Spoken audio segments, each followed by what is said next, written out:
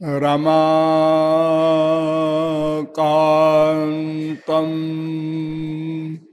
कान्तं भवभयभयान्तं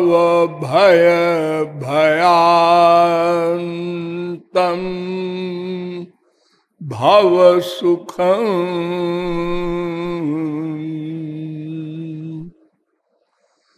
दुराशान्तं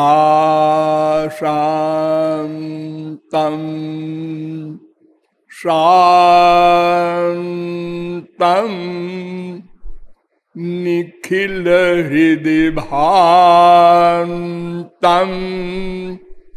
भुवनपम् विवादान्तं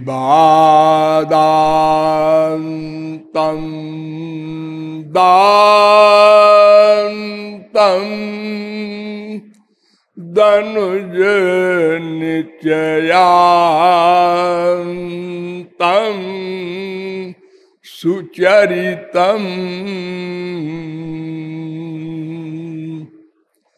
सदा तं गोविन्दं परम सुखकन्दं भजत रे।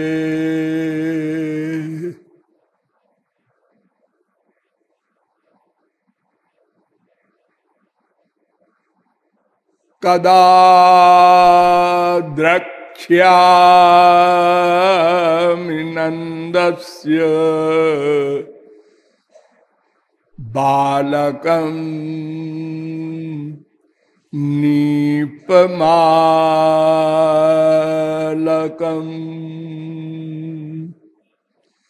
पालकं सर्वसत्त्वानां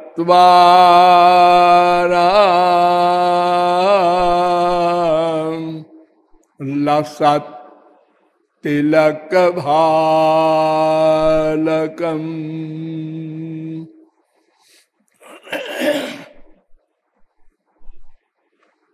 नमः कमलनाभाय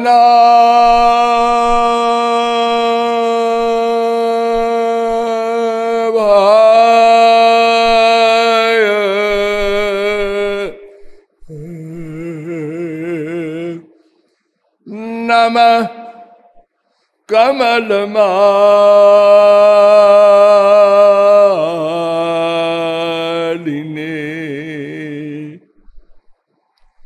नमः कमलपादाय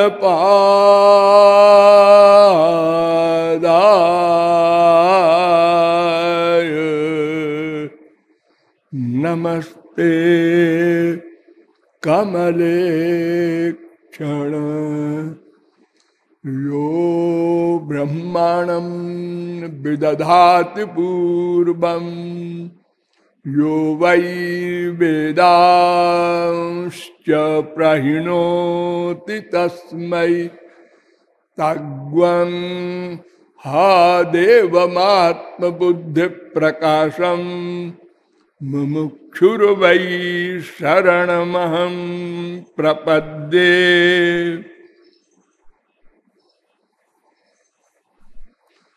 जगदाराध्या राध्या राधावराधक साधक समुदाय। नियमानुसार थोड़ी देर हरि नाम संकीर्तन कर लीजिए, पश्चात विषय प्रारंभ होगा। भजो गिरिधर गोविंद गोपाला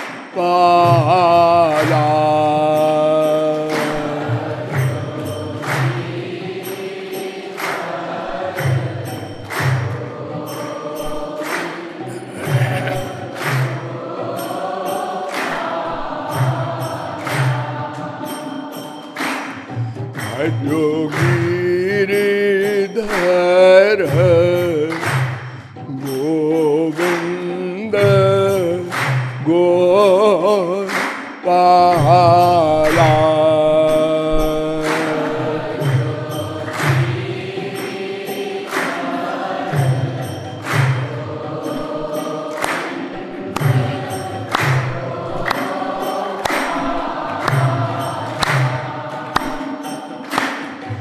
भजो गिरिधर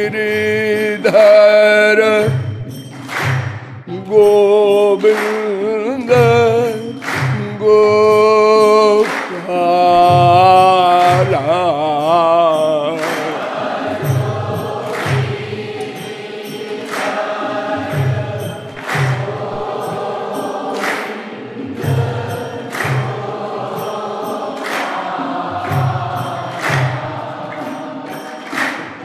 भजो गिरिधर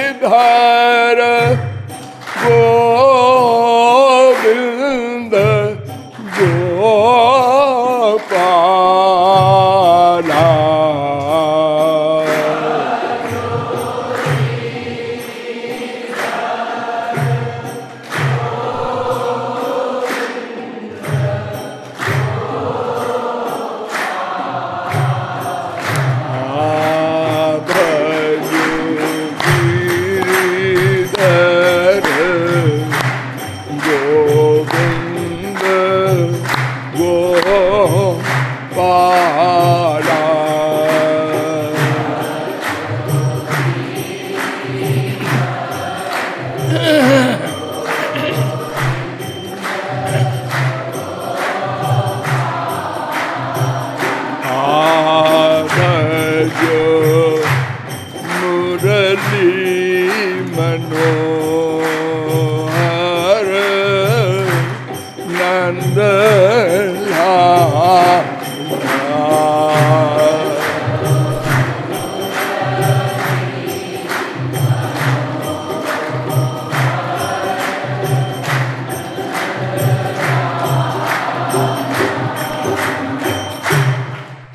बोलिए आनंद कंद वृंदावन चंद्र की। अब आप लोग सावधान हो जाए। मैं कौन, मेरा कौन, इन दोनों प्रश्नों के समाधान में अब तक आप लोगों को बताया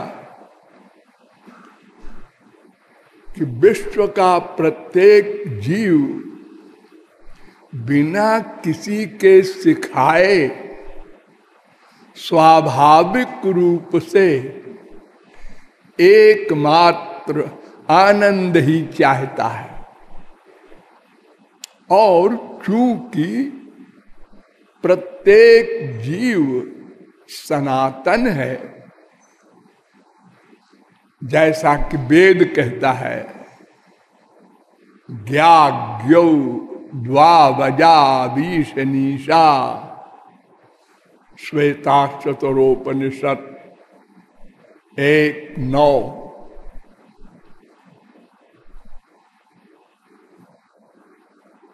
ये नारद परिव्राजकोपनिषद में भी मंत्र है 9:8। अजो नित्यः शाश्वतोऽयं पुराणः कठोपनिषद 1:2-18। गीता में भी है अजो नित्यः शाश्वतोऽयं पुराणः 2:20। रामायण में भी है ईश्वर अंश जीव अविनाशी।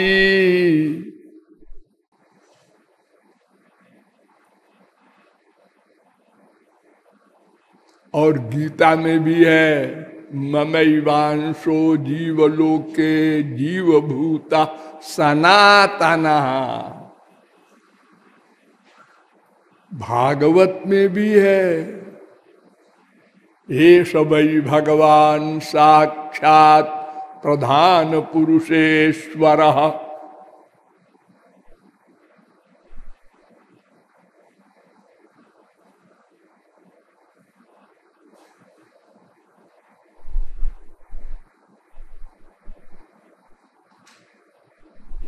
वेदांत में भी है, न आत्मा श्रुतेर नित्यत्वाच्यताभ्य 2-3-18। अतएव अनादिकाल से हम केवल आनंद ही चाहते हैं,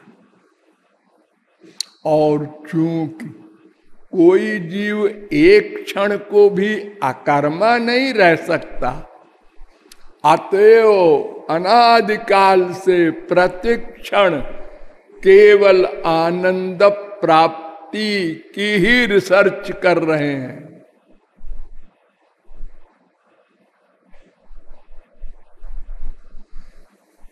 किंतु अनंतानंत जन्मों के निरंतर तैल धारावत प्रयत्न के पश्चात भी अद्यावधि आनंद का लवलेश भी नहीं प्राप्त हो सका, और उसके विपरीत दुख बढ़ता जा रहा है, क्योंकि हम कर्म करते हैं और कर्म में बंधते जा रहे हैं।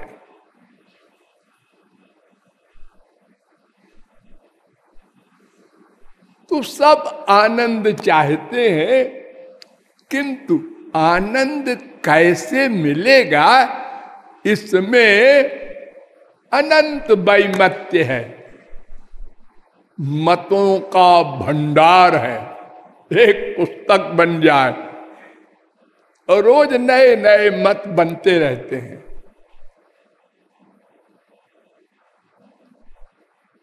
फ्रैंक एल रिले एक बहुत बड़ा फिलॉसफर हुआ है, उसने सारे मतों को इकट्ठा किया है, तो कहा है कि भाई ये 11 मत कुल हैं, इन्हीं के अंतर्गत सब मत हैं। जापान में शिंतो, चीन में 2 धर्म, ताओ या लाओत्सी और दूसरा कन्फ्यूशियन, और 8 धर्म हमारे देश में, इंडिया में, हिंदू, वैदिक, बौद्ध, जैन, सिख,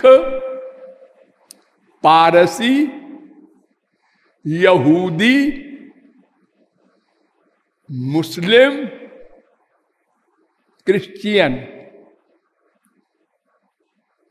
ये प्रमुख दी बाइबल ऑफ बाइबल्स ग्रंथ में बताया गया है।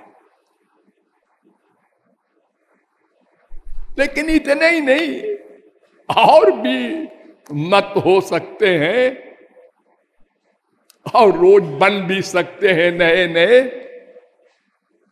किंतु सारे मतों का एक एम है, भूलेंगे नहीं, आनंद के लिए।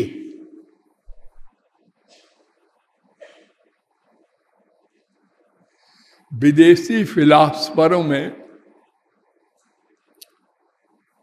हमारे देश में एक सिद्धांत जो सबसे निकृष्ट है वो बना,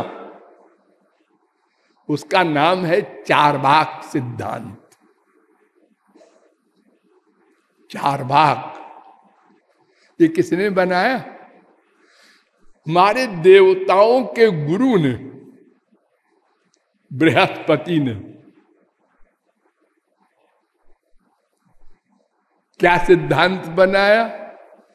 यावत् जीवेत सुखम जीवेत ऋणं कृत्वा घृतम पिबेत। जब तक जिए सुख से जिए, कर्जा करके घी पिए।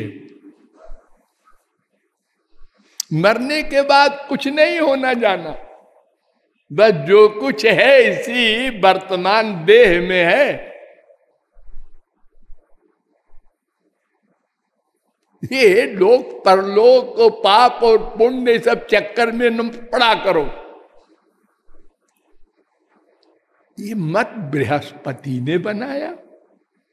अरे वो तो शास्त्रों वेदों के पारंगत थे। हाँ, ऐसा इतिहास है कि जब देवासुर संग्राम हुआ और बहुत से राक्षस मारे गए, तो उनके गुरु थे शुक्राचार्य। उन्होंने कहा मैं इन सब को जिंदा करवा दूंगा। तो तप करने गए,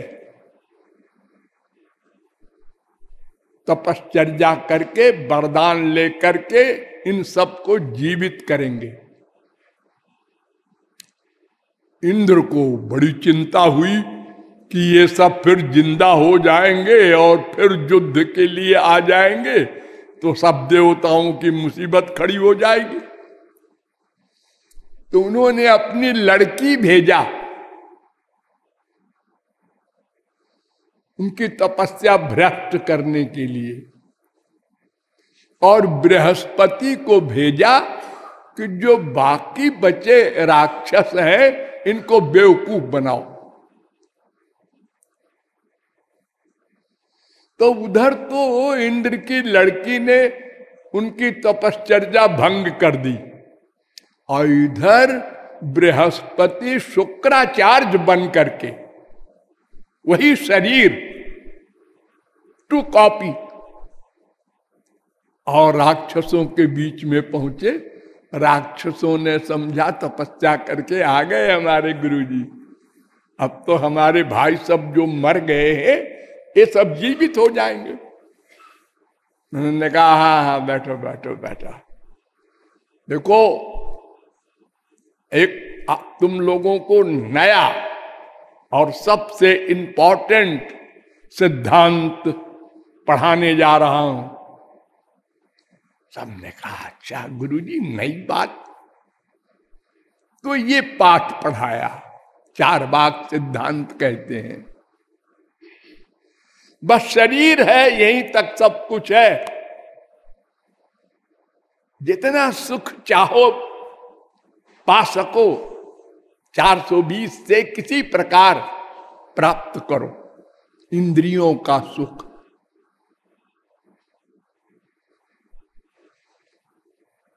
तो ये इंडिया का है चार बाग सिद्धांत। विदेशी लोगों ने ये सिद्धांत सुना तो उन्होंने कहा भाई ये सिद्धांत तो गलत है। इंग्लैंड के हाब्स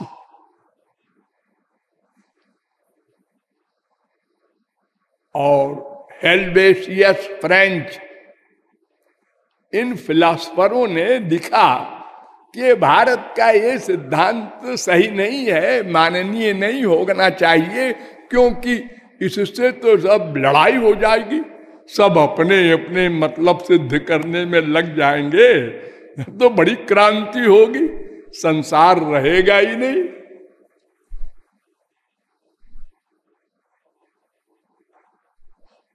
तो स्वार्थ के साथ परार्थ भी होना चाहिए, 50-50। इस सिद्धांत के मानने वाले संसार में बहुत लोग हैं।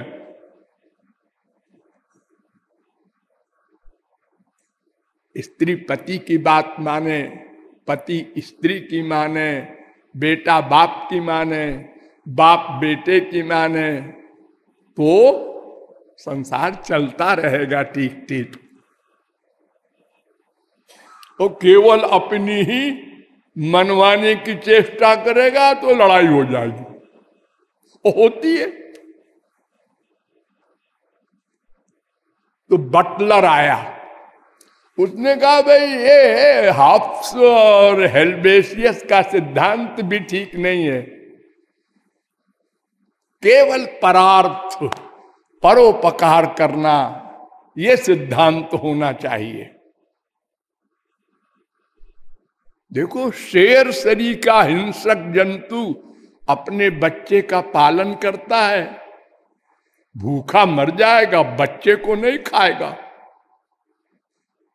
हाँ, पैदा होते ही शेरनी और शेर बच्चे को चाट चाट के उसकी गंदगी साफ कर देते हैं।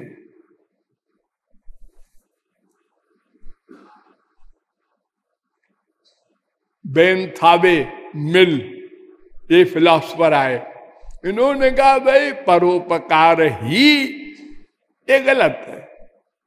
भला कोई व्यक्ति परोपकार ही करेगा, अपने स्वार्थ को भूल जाएगा? अननेचुरल, इम्पॉसिबल, ये नहीं चलेगा। फिर बहुमत का सिद्धांत, जिसको अधिक लोग माने, बस वो सिद्धांत आनंद देने वाला होगा।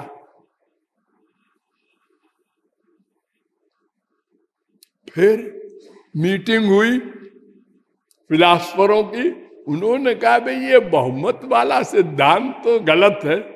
क्यों? अरे अधिक लोग तो संसार में मूर्ख होंगे ही। संसार में बुद्धिमान कितने लोग हैं? ये जो बड़े बड़े पॉलिटिशियन कहलाते हैं, बड़े बड़े बुद्धिमान 10-20 होते हैं किसी देश में, वो संविधान बनाते हैं, कानून। फिर उसको आगे चल करके बुद्धिमान लोग काटते हैं, उसमें करेक्शन करते हैं। कितने करेक्शन हो चुके संविधान में अपने ही देश में। फिर सब बुद्धिमान होंगे किसी देश में, ये तो मानने की बात तो है नहीं। पॉलिटिक्स शब्द कोई नहीं जानते अधिक लोग तो हर देश में। अरे कोई अपना कुछ कर रहा है, कोई कुछ कर रहा है। राजनीति में कितने लोग हैं? तो आप कहते हैं बहुमत।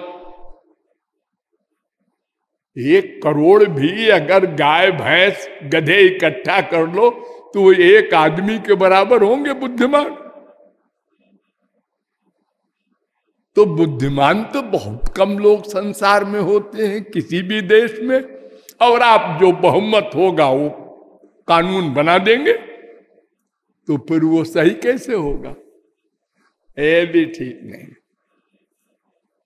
फिर आए आधि भौतिकवादी, इन्होंने कहा भाई मैं बताऊं क्या? एक होती है भीतर की कॉन्शियस, अंदर की आवाज,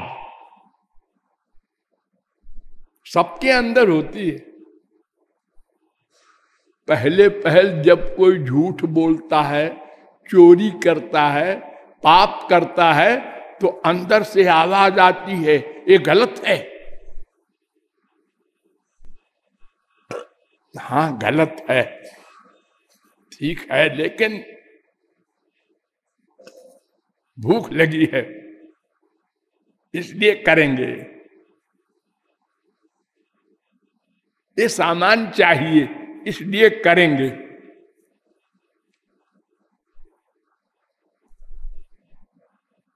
हाँ, लेकिन ये कॉन्शियस जो है पहली बार जो होती है जोरदार होती है, रोकती है, वो ये पाप है, गलत है। दूसरी बार कम, तीसरी बार और कम, चौथी बार और कम, 5वीं बार कॉमन। देखो ये मर्डर करने के जो पेशे वाले हैं, रुपया दे के मर्डर करते हैं, रुपया लाओ अभी मर्डर कर दे। इन्हें कोई धक धक नहीं होता, अंदर से अभ्यास पड़ गया। हैबिट कहते हैं। बार बार झूठ बोलते हैं ना हम लोग, तो आदत पड़ गई।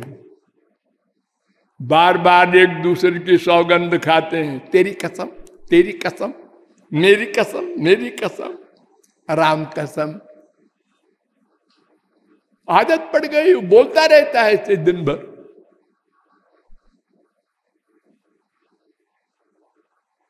कोई फीलिंग नहीं है उसको भीतर से कि ये क्या मतलब होता है इसका। तो कॉन्सेंस बदलती रहती है हर एक की, और सबकी अलग अलग कॉन्सेंस भी होती है। तो फिर ये आपका सिद्धांत ये भी ठीक नहीं है। तब हमारे भारत के दार्शनिक पहुंचे, उन्होंने कहा देखिए आप लोग ये जो बुद्धि से सोच रहे हैं ना, तर्क से, ये आपकी बुद्धि माइक है, इसकी गति नहीं है आनंद जगत में। ये तो दुख जगत वाली बुद्धि है, ये तो दुख वाली राय देगी सब, अज्ञान वाली। ये ज्ञान और आनंद ये तो भगवान के एरिया वाले सामान है, वहां इंद्रिय मन बुद्धि नहीं जा सकती। इसलिए वेदों शास्त्रों के द्वारा निश्चय करना होगा आनंद कहाँ है, कैसे मिलेगा। ये अपने सोचने से मिलता तो अनादिकाल से अब तक सबको मिल गया होता, या 10 अंधों के द्वारा कोई दृश्य पदार्थ का निर्णय करना होता तो कब का हो जाता। अटकल पच्चू जिसे कहते हैं लोग, ऐसे सिद्धांत संसार में बनते हैं अपनी बुद्धि से, वो सब गलत। वेद में जो ज्ञान है और वेद के द्वारा समर्थित जो शास्त्र हैं, उनके द्वारा आनंद को हम समझ सकते हैं, कहां मिलेगा, कैसे मिलेगा। तो शास्त्रों वेदों में हमने बहुत मंथन किया तो पता चला कि ये तमाम वाद, इनका विवाद निरर्थक है। बस 2 वाद हैं, हम हैं वादी, हमारे अलावा 2 वाद हैं, एक अध्यात्मवाद, एक भौतिकवाद, अथवा यूं कह दो एक भगवतवाद, एक मायावाद। अर्थात बस तीसरी कोई चीज नहीं, इसलिए तीसरा वाद है कहां, कैसे बोलते हैं आप। इसी के सब भेद हैं।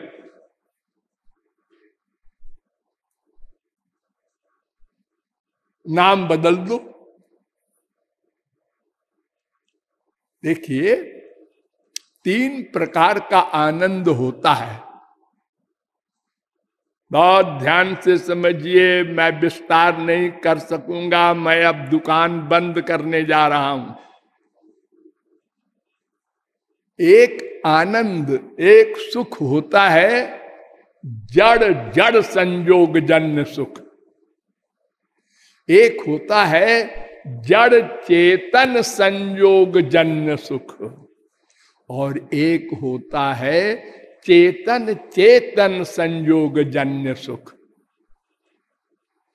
जड़ जड़ संयोग जन्य सुख जो हम लोग डेली लेते हैं, इंद्रियों का, विषयों का सुख, संसार को देखकर सुख मिले, संसार को सुनकर, क्या शब्द सुने कि सुख मिले, क्या खाए कि रसना को सुख मिले, ये सब इंद्रियों के सुख। इंद्रियां भी जड़, संसार भी जड़, ये जड़ जड़ संयोग जन्य सुख है। इससे ऊंचा सुख होता है सात्विक सुख। वो कैसा होता है? वो जड़ चेतन, अर्थात जड़ तो है मन और चेतन है आत्मा। मन और आत्मा का सुख यानी समाधि का सुख, यानी ज्ञान, आत्मज्ञानियों का सुख, जहां समाधि हो जाती है, संसार का विस्मरण,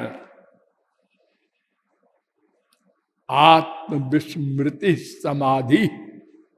मंडल ब्राह्मणोपनिषद 1:10 वेद कह रहा है।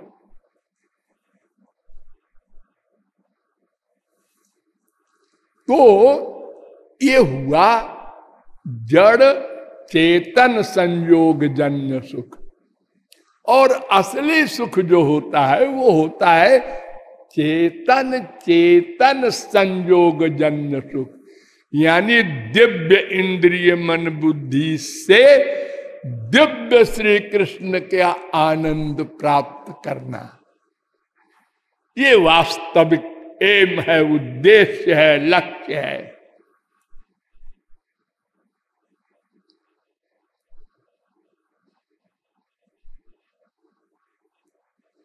तो इस उद्देश्य को पाने के लिए वेद कहता है उस ब्रह्म को, उस भगवान को प्राप्त करो तो ये आनंद चेतन चेतन के संयोग जन्य वाला मिलेगा।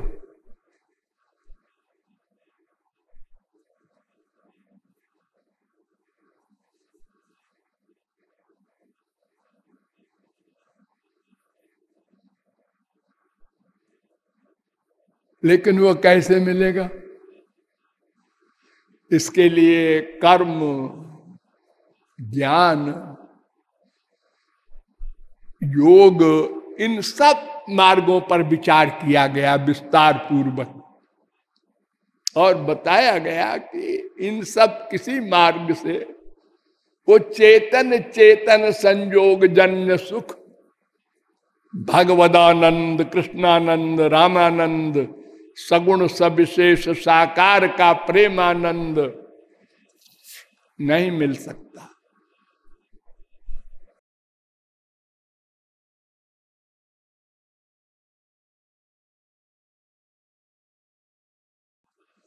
देखिए, कर्म तो स्वर्ग तक ले जाने वाला है, वो तो किसी काम का नहीं। घोर मूर्ख जो स्वर्ग के लिए प्रयत्न करे, ये वेद ही कह रहा।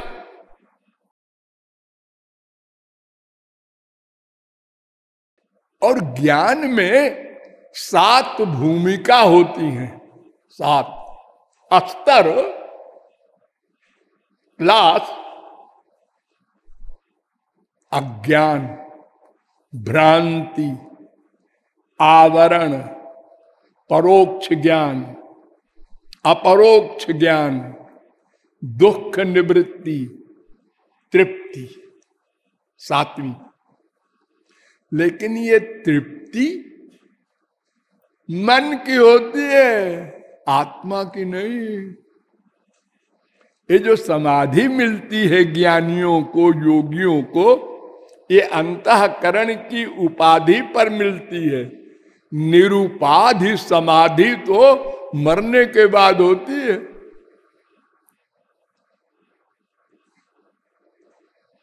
और फिर ये तो बड़ी दूर की बात है, पहले तो हम कर्म के ही अधिकारी नहीं हैं,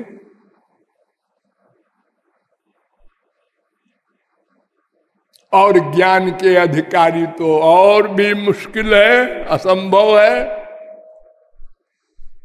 इसलिए संतों ने कहा था, यही कलिकाल न साधन दूजा, योग यज्ञ जप तप व्रत पूजा। कलयुग योग यज्ञ नहीं ज्ञाना, ये सब कलयुग में नहीं चल सकता।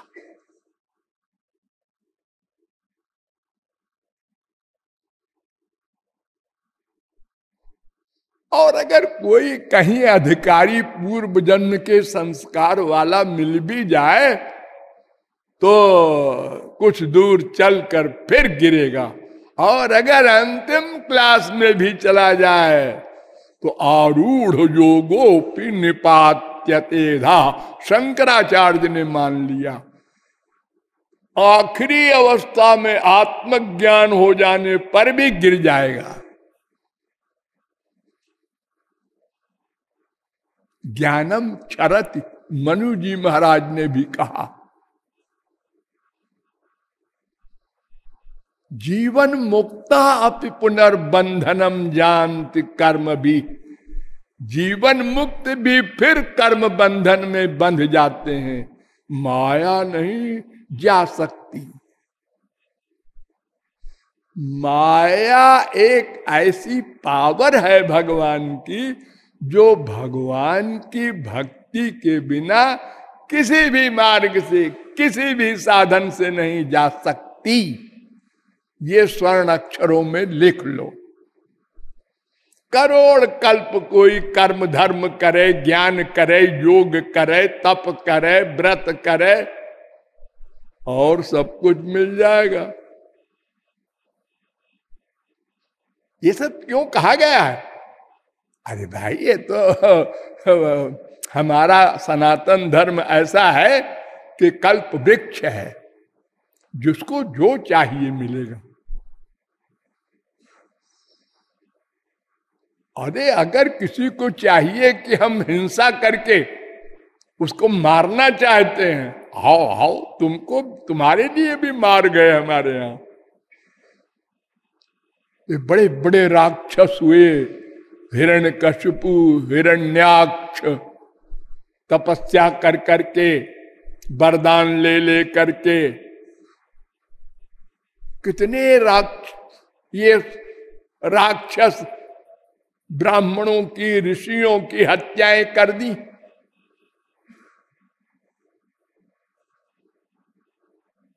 अरे और तो और, भगवान शंकर से एक राक्षस ने वर लिया कि हम जिसके सिर पर हाथ रखें वो भस्म हो जाए। तो शंकर जी ने कहा जाओ, दिया। तो उन्होंने कहा जरा आप बैठिए। तो वो पार्वती में आसक्त था, तो उसने बेवकूफ बनाया शंकर जी को कि जिसके सिर पे हाथ रखोगे भस्म हो जाएगा। तो उन्होंने कहा शंकर जी को भस्म करो। बस भागे शंकर जी। त्रिनेत्र से संसार का संहार करने वाले, प्रलय करने वाले भी भागे। सब दुनिया में भागकर भगवान के पास गए। क्या बात है, तुम हाँफ रहे हो भाई? अरे मेरे पीछे लगा है एक राक्षस। क्यों? अरे हमने वर दे दिया कि जो कुछ तुम मांग रहे हो जाओ, मिल जाएगा। वो सिर पे हाथ रखने वाला, वो भस्म होने वाला, अब वो हमारे सिर पे हाथ रखने आया। उन्होंने कहा ओ अरे भोलेनाथ। तो भगवान एक सुंदर स्त्री बन गए, और वो खदेड़ने वाला जो राक्षस था उसके आगे आ गए। उसने देखा मोहित हो गया। अरे भाई कहाँ भाग रहे हो? गए वो है ना शंकर, उसके सिर पे हाथ रखना है। क्यों? और उसको भस्म करना है। अरे वो धतूरा मधुरा भांग खाने वाला, क्या उसकी बात पर तुमने विश्वास कर लिया? अरे वो ऐसे ही गप झोंक देता है। हमारी मानो तो अपने सिर पे हाथ रख के पहले देखो कि सही है। तो ने अपने सिर पे हाथ रखा जो, तो भस्म हो गया। अरे उसके अंदर बैठ के उसको बेवकूफ बना दिया भगवान ने, वरना वो ऐसा बेवकूफ नहीं था कि अपने सिर पे हाथ धर देता। लेकिन हम कह रहे हैं कि हमारे सनातन धर्म में नरक भी मिल सकता है, स्वर्ग भी मिल सकता है, सिद्धियां भी मिल सकती हैं, जो मांगो मिलेगा। और अंतिम परमानंद भी मिल सकता है। तो भक्ति के द्वारा ही मिलेगा और किसी मार्ग से नहीं मिलेगा। ये अंत में आपको बताया गया और ये भी बताया गया कि भक्ति के सब अधिकारी हैं। लेकिन ध्यान दो, 3 क्लास है अधिकारियों में।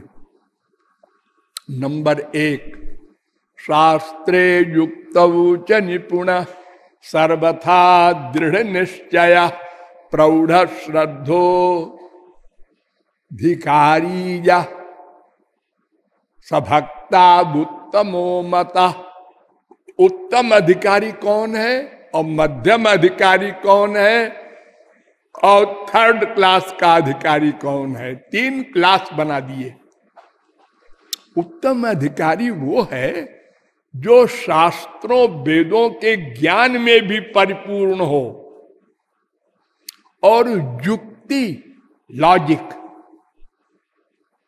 उससे भी सब सिद्धि किया हो उसने। संसार क्या है, जीव क्या है, माया क्या है, भगवान क्या है, मन क्या है, शरीर क्या है, सुख क्या है, दुख क्या है, सब गहराई से शास्त्रों के द्वारा समझे हो। नंबर 2, दृढ़ निश्चय। समझने के बाद दृढ़ निश्चय भी आवश्यक है। नहीं समझ लिया उसके बाद भूल गए। दृढ़ निश्चय कब होगा? जब बार बार चिंतन करोगे। श्रोतव्य फिर मंतव्य, चिंतन का रिवीजन। और फिर तीसरी शर्त क्या? प्रौढ़ श्रद्धा। श्रद्धा दृढ़ हो, ढुलमुल नहीं, पक्की श्रद्धा। भगवान भी डिगाना चाहे तो डिगे ना हो।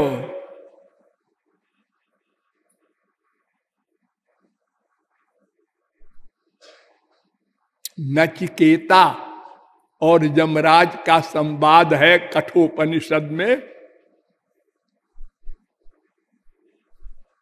यमराज ने वर देने को कहा नचिकेता को कि संसार का सुख ले लो, खूब बढ़िया बढ़िया, तुमको राजा बना दे, हजारों स्त्रियां, हजारों हाथी घोड़े महल सब दे दें बिना कमाए।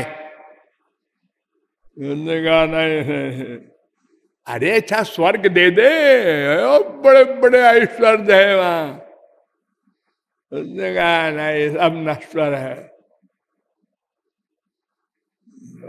यमराज ने कहा ये तो बड़ा पक्का है, सुनता ही नहीं कुछ, इतनी लालच दे रहे हैं। तो उन्होंने कहा अच्छा सुनो बेटा,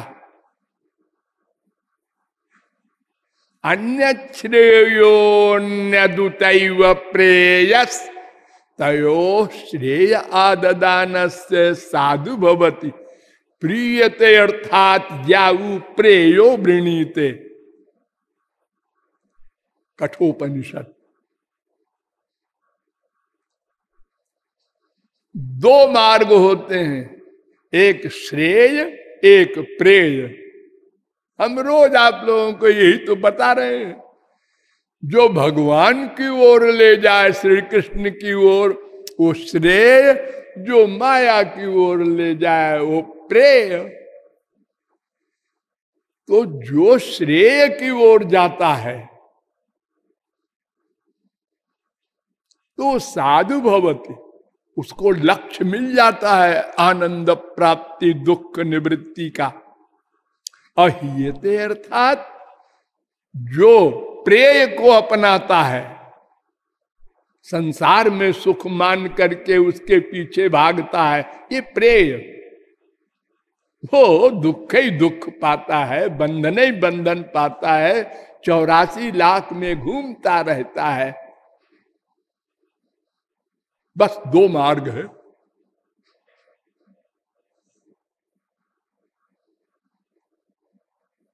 और 2 में एक की ओर जाना पड़ेगा।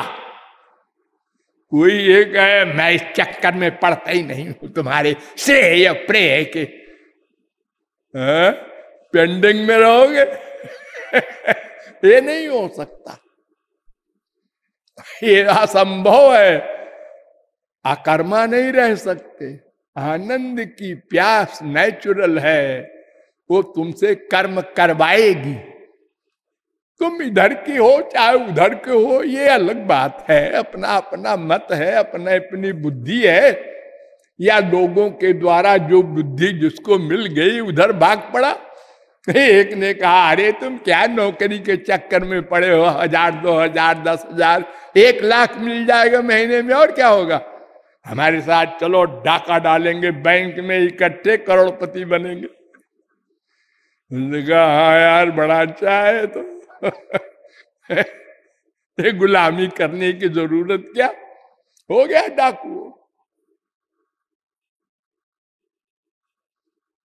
लेकिन कर्म करना पड़ेगा, इन दो मार्गों में एक की ओर जाना पड़ेगा।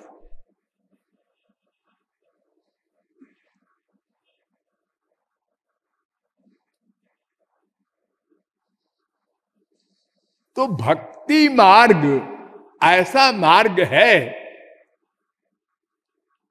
कि इसमें पूर्ण योग्य नंबर 1 वाला अधिकारी वो है जो शास्त्र और युक्ति में निपुण हो, सब दृढ़ निश्चय हो और श्रद्धा भी प्रगाढ़ हो।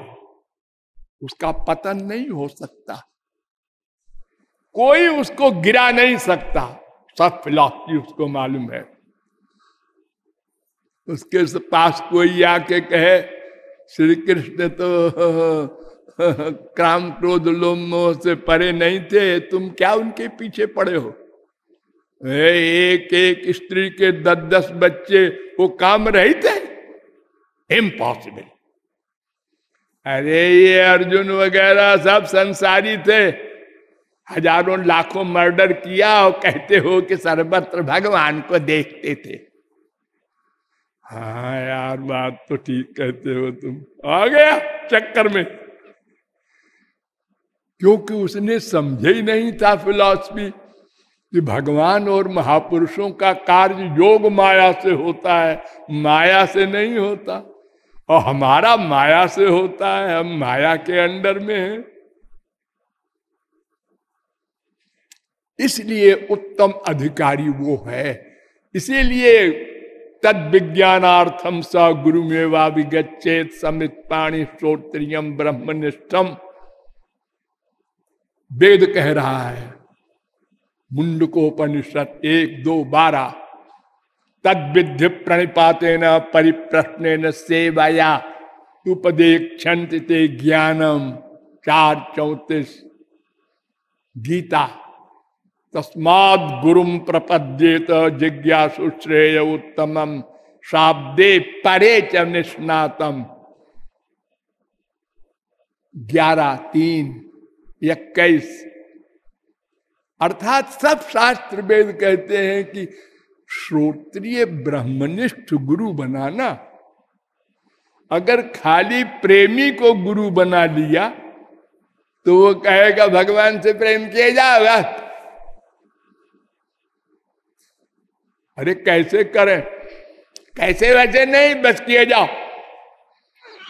वो न लॉजिक से समझा सकेगा और न बाई कोटेशन। तो हमारे तर्क, हमारे डाउट, हमारी शंकाएं बनी रहेंगी। धुक धुक तो कोई भी आके हमको बरगला देगा, हम खुद ही गिर जाएंगे सोच के अकेले में।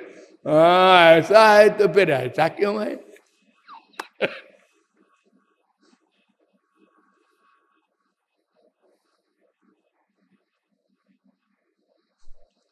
नंबर 2 का अधिकारी जह शास्त्राद्य स्वनिपुण श्रद्धावान सतु मध्यमा। जो शास्त्रादिक का ज्ञान तो न रखता हो लेकिन श्रद्धा हो उसकी, वो भी मीडियम है। अगर कोई कुसंग ना मिला तो वो भी पार हो जाएगा, लेकिन इस संसार में रह के कुसंग न मिले ये तो असंभव है। और कुसंग तो इतना भयानक होता है। एक क्षण का कुसंग मिला था अजामिल को, वो पापियों के एग्जाम्पल बन गया। एक क्षण का कुसंग मिला था सौभरी मुनि को, और वो 50 लड़कियों से ब्याह करके 5000 बच्चों के बाप हो गए। एक क्षण का कुसंग। तरंगायिता अपी में संगात समुद्रायंती। एक क्षण का कुसंग ओ बड़े बड़े योगींद्र मुनींद्र को समाप्त कर देता है।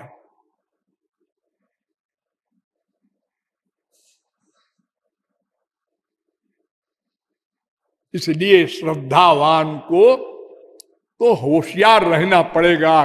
किसी की बात सुनो मत, किसी को समझाने की चेष्टा करो मत, बस साधना किए जाओ, तो वो श्रद्धावान भी पार हो जाएगा। और तीसरा है जो भवेत कोमल श्रद्धा स कनिष्ठा निगद्यते। जो कोमल श्रद्धा वाला है, यानी ढुलमुल, भगवान अंदर बैठे हैं, लेकिन बैठे हैं कि नहीं बैठे हैं क्या पता। भगवान सर्वव्यापक है। कृपालु जी कह रहे थे सर्वव्यापक है क्या? अरे भाई देखो, ऐसा है कि पानी में नमक डाल दो और उसको पियो तो पानी नमकीन लगेगा पूरा गिलास भर। हाँ, तो भगवान सर्वव्यापक है और हम उसी का इस्तेमाल कर रहे हैं, देख रहे हैं, सुन रहे हैं, सूंघ रहे हैं, खा पी रहे हैं, तो उनका अनुभव क्यों नहीं होता? कुछ जमती नहीं बात। लेकिन संत लोग कहते हैं बड़े बड़े, ठीक होगा, लेकिन क्या ठीक होगा?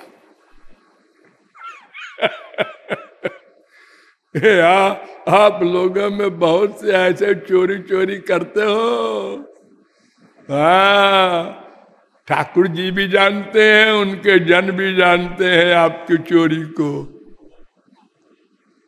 दो निषद जन मंत्र ते तद राजा वेद। ऋग्वेद में एक मंत्र है कि दो आदमी बंद कमरे में बैठकर जो प्राइवेट बात करते हैं वो नोट हो रहा है। तो प्राइवेट तुम जो लोग सोचते हो कोई नहीं जानता, सब नोट होता है, सबका फल मिलता है। तो 3 प्रकार के अधिकारी हैं। तो जो शास्त्रों के द्वारा तत्व ज्ञान प्राप्त करते हैं, ब्रह्मनिष्ठ संत के द्वारा और श्रोत्रिय संत के द्वारा, वे कहते हैं कि देखो भक्ति समस्त शास्त्रों में बताई गई है।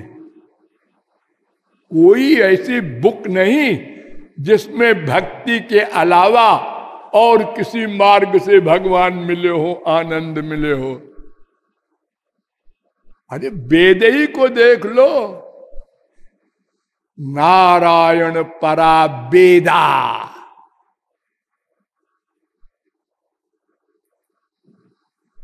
सब वेद भगवान परक हैं। देवा नारायणांगजा 2, 5, 15। नारायण परो योगः, नारायण परम ज्ञानम। सब भगवान की ओर ले जाने के लिए मार्ग बने हैं। हम अल्पज्ञ नहीं समझते। और महापुरुषों के द्वारा समझाई बात को मानते नहीं, इसलिए सब गड़बड़ है। ब्रह्मा कह रहा है, ध्यान दो, ब्रह्मा जिसने सबसे पहले वेद को देखा और वेद का अर्थ वो नहीं समझ सका। तेने ब्रह्म हृदय आदि कवये मुह्यंति जत सूरया। तो भगवान ने कृपा करके उसके हृदय में बैठ करके और ज्ञान दिया, तब वेद को समझा उसने और कहा उसने, भगवान ब्रह्मकार्स्तेन त्रिरन्वीक्ष्य मनीषया तदध्यवस्यत कूटस्थो रतिरात्मन यतो भवेत। अरे मनुष्यों, तुम्हारी बुद्धि बहुत थोड़ी है, तुम शास्त्र वेद का अध्ययन भले ही कर लो, वो भी मुश्किल है कलयुग में। और इतने लंबे चौड़े हैं वो शास्त्र वेद कि तुम्हारी उम्र समाप्त हो जाएगी, तुम पढ़ भी नहीं सकोगे। और फिर उनके विरोधाभास को समाधान करके, समन्वय करके पार हो जाओ, ये तो त्रिकाल में असंभव है।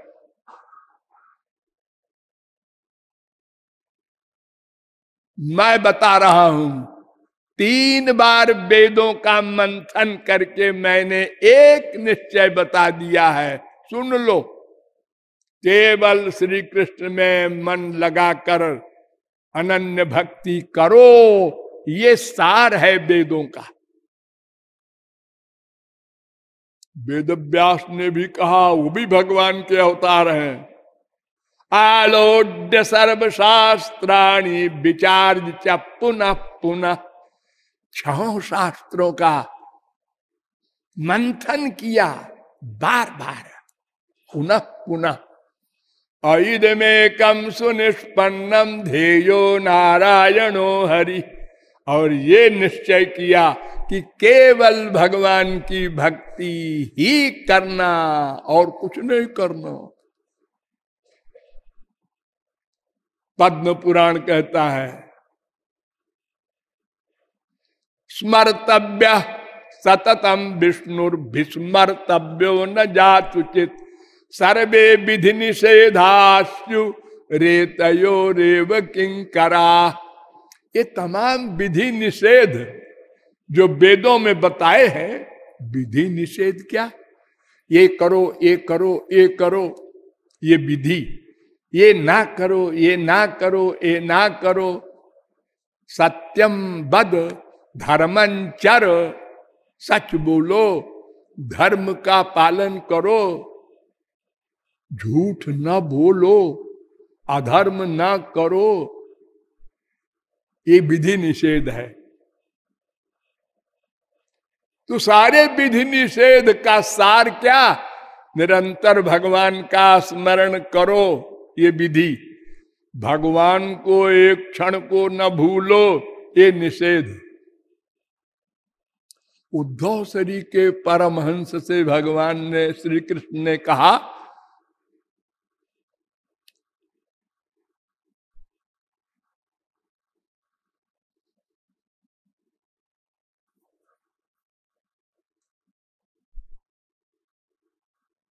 ग्यारह 12 13 मत कामारमणम जार मस्वरूप विदो बला ब्रह्म माम परमं प्रापु संगाच्छत सहस्रशः।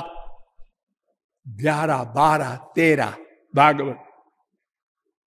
उद्धव, मेरे स्वरूप को न जानने वाली गोपियां केवल काम भाव से मेरी शरण में आ गई, प्यार कर लिया।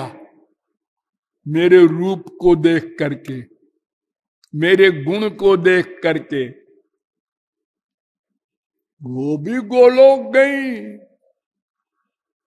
इसलिए तस्मात् त्वमुद्धवोत्सृज्य चोदनाम प्रतिचोदनाम प्रवृत्तंच निवृत्तंच श्रोतव्यम श्रुतमेव च मामेकमेव शरण महात्मानं सर्वदेहिनाम याहि सर्वात्म भावेन जयास्या कुतो भया।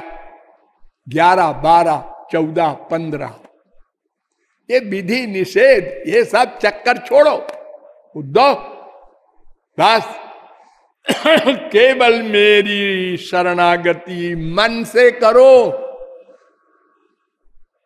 बस।